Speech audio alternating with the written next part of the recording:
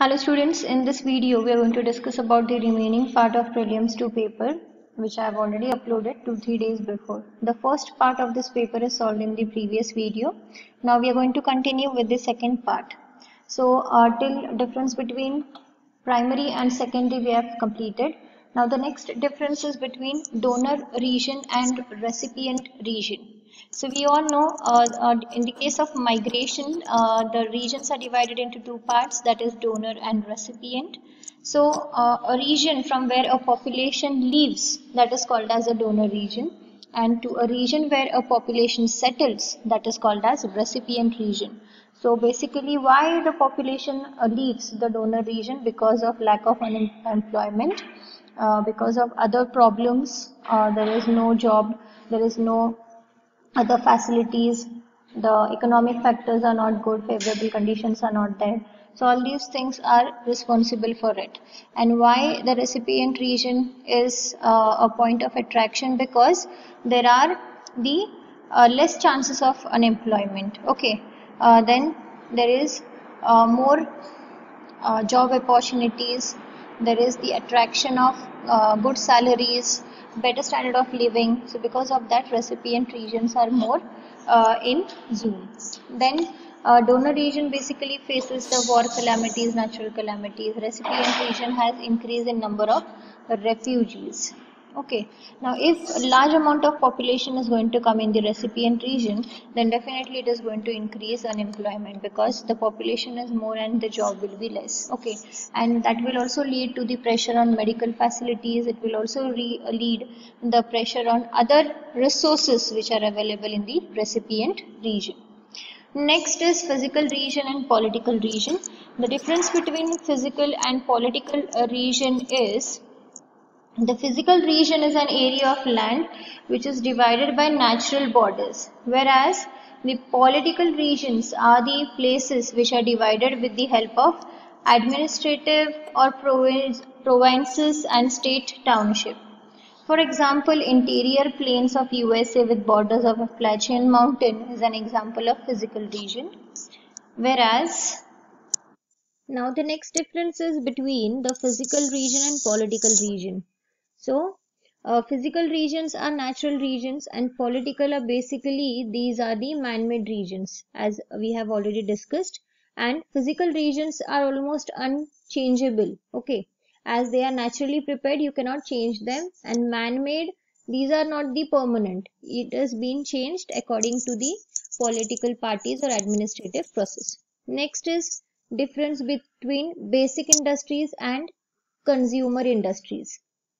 So the finished product of the basic industries are used by the other industries, whereas the finished product by the consumer industries are directly consumed by the consumer. Means they are only the final product. It is not having any other intermediary industry in between. The example of basic industry is iron and steel industry. So iron is prepared, extracted, and then it is used by other automobile industries. Okay, and in the case of consumer industries, you can see that medicine, once it is prepared, there is no need to process it. Immediately it is consumed by the end users. So the industries that supply their products to the others, hence it is called as linkage products in the case of basic industries. And the industries supply their products to the consumers, hence they are called as consumer goods industries. Now next difference is between stage 1 and stage 2. Now we have total 5 stages in demographic transition theory. So stage 1 is what? It has both the birth rate as well as the death rate is high, whereas in the case of stage 2 the birth rates are constant and the death rates are declining. In the case of stage 1 we have seen that the population growth is stable, whereas in the case of stage 2 the population growth is as much as rapid. Low sanitization and high of occurrence contagious disease is seen in stage 1, whereas efforts are made to control and combat the disease in the stage 2.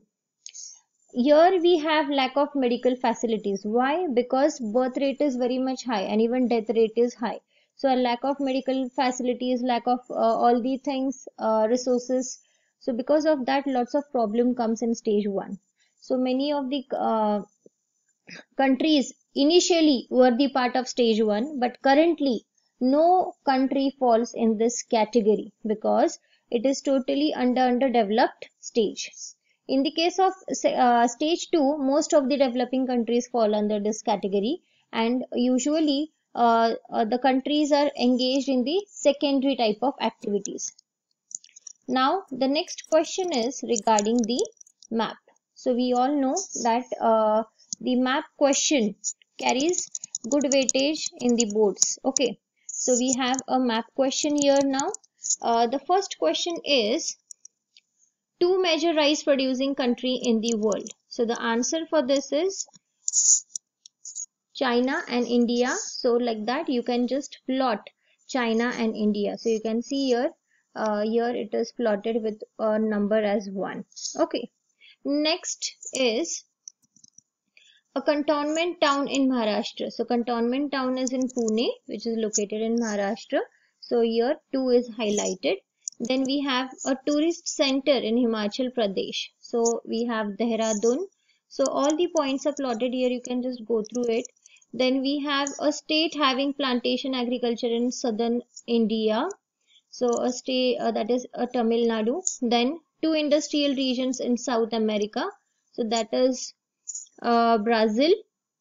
Then we have a canal connecting Pacific and Atlantic Ocean. This is a famous canal which is called as Panama Canal, which is being denoted here as in 6 number.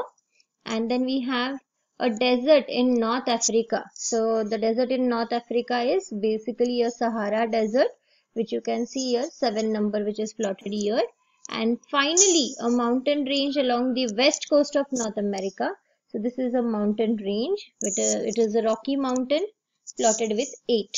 Now the next question is related to the map. So here a diagram is given to you. So on that the questionnaires are given. Okay, so this is a pie chart diagram. Okay, so what are the things shown in this diagram? So in this diagram we have all the continents, that is Africa, Antarctica, Asia, North America, South America, Europe and Australia. So these are the continents which are shown in this map. Then what are the cartographic techniques? So cartographic technique is what? It is a pie chart. What is the percentage of land area occupied by the continent of Africa? So you just have to look over here. Where is Africa? What is the denotation? So the straight lines. Okay, that is a vertical line which you can see here. So you just have to write around 20 to 21%. Then name the continent having the largest land area. So you can directly see here, that is Asia. So Asia is the answer. Which 2 continents have almost the same land area? So the 2 continents which have the same land area is Africa and North America. Okay, so this is Africa with straight line, and Africa with a straight line, and North America with dots. Okay, blue dots. So this is all about the map section. Now let us come forward with the next question, that is short note. So the first short note is impact of climate on population distribution. We all know that climate is tremendously influencing the population distribution. So if the climate is favorable, you can see the population is very much good, and if the climate is unfavorable, then you cannot carry out the agriculture, or human is uncomfortable to stay in such places.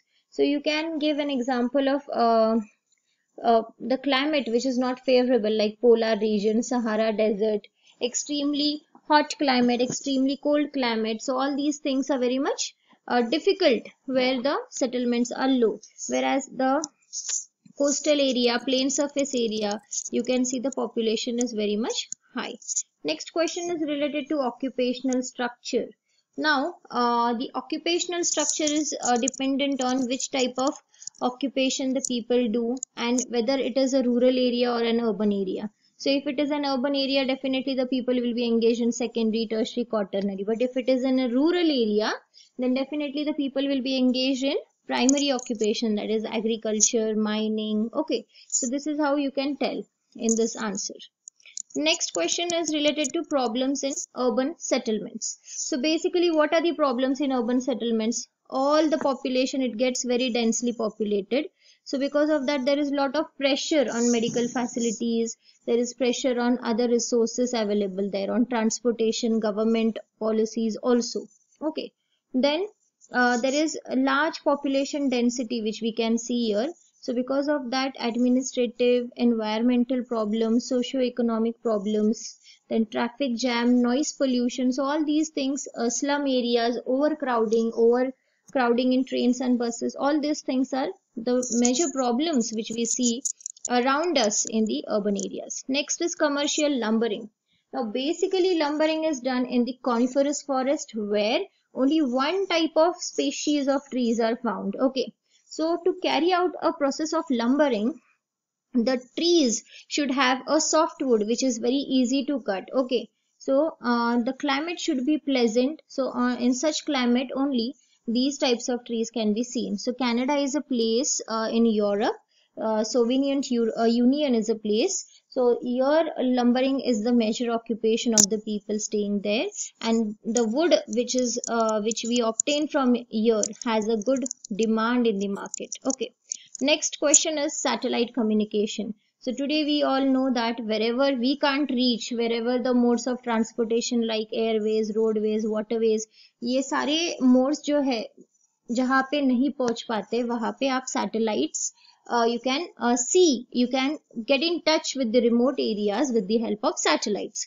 So satellite communication is very much important to understand about the countries, about the continents, or the rare available or non-available places. Okay, so it is also used for the safety purpose in the case of military, in the case of internet connection, and you can get a lot of information out of it.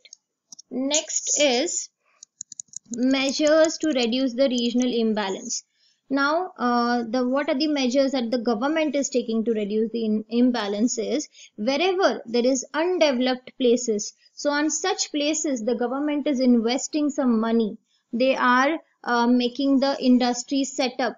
They are trying to develop those places into tourism so that a lot of attraction should come in such places. Okay, they are trying to maintain some medical facilities, health facilities, or irrigation facilities on such remote places on subsidies basis so that the people should go and stay there. Okay, they are trying to adopt more transportation modes in such places.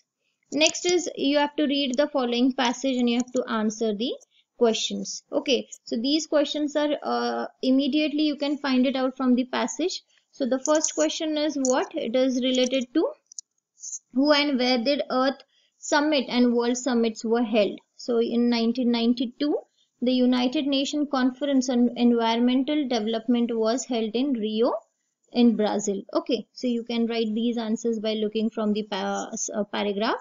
What was the point of discussion in these two summits? The attentional point was general public towards the deteriorating quality of the environment.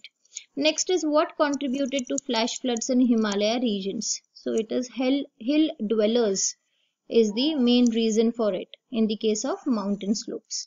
Next, which movement helps to large scale afforestation, watershed developments? So that is Chipko movement. Next is how and when do hill dwellers will understand the root cause of floods? When they will understand, because already it is threatening so many villages. So because of that there is crucial leakage. So it is very important for them to understand it and give a suitable title. So title is conservation of the earth. Next question is related to diagram. You have to draw a diagram for expansive pyramid. So we all know in the case of expansive pyramid, the apex is narrow and the base is broad. Next is linear pattern, and you can see how the linear pattern is drawn. Next we have the difference between formal and functional, which is already there in your textbook. Next question is explain the factors of regions. So you need to write about region, how they are divided into man-made and social and cultural factors, and you have to give the difference. And next we have people engaged in tertiary activities are increasing day by day. Why? Because transportation is increasing, tourism is increasing, people are getting educated, standard of living is increasing. These are the points you can add. And last is explain the characteristic in rural settlements, which we have already discussed. So this is all about the paper pattern prelims 2. Thank you for watching. Do subscribe the channel.